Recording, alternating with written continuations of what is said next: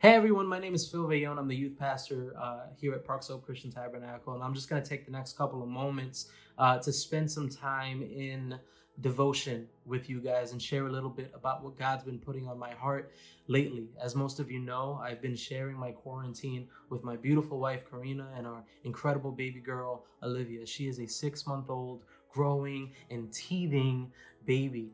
And it's really been a treat to be able to spend more time with her than I normally get to spend when I'm out and about at work.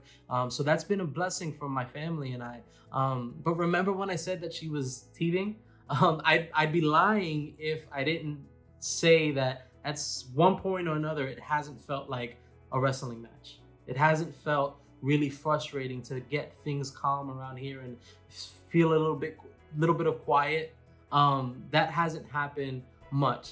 And as a youth ministry, we've been speaking for a couple of weeks now about spiritual disciplines. Most recently, we've been talking about prayer and what it looks like to live to pray instead of praying to live. And if we're being completely real with one another, a life in prayer and a life that's dedicated to prayer and getting closer to God is sometimes going to look like a wrestling match. And there's a book in the Bible that we've read together called Habakkuk. It's about a prophet named Habakkuk. It's a very short book. It's only 3 chapters long, but basically all of it reads as a wrestling match between him and God. He was living in Judah at the time that he wrote the book, and it was a time that there was a lot of oppression, there was a lot of injustice happening, and it was very frustrating for him to see his people suffering as much as they were, given the fact that he was a prophet, given the fact that he was somebody who lived for God consistently. And he goes to God in prayer and he says, God, when are you going to listen? When are you going to finally hear what I've been trying to tell you about my people? When are you going to care to answer? And God gets back to him and he tells him, I've been hearing you, but I'm only going to make it worse. I'm going to send you guys Babylon. And there keeps on being this back and forth until God finally reminds Habakkuk of all that he's done and all that he is and all that he will do, because nothing that Habakkuk and his people were facing was bigger than him. And Habakkuk ends the book in this beautifully written prayer of embrace when he finally understands who God is and what he's trying to do through this situation. And I want to read a little bit of it with you. It's Habakkuk chapter 3, verses 2 I'm going to read. I'm going to read it as he opens, and then I'm going to read it as he closes. In chapter 2, he says, I have heard all about you, Lord. I am filled with awe by your amazing works in this time of our deep need. Help us again as you did in years gone by. And in your anger, remember your mercy.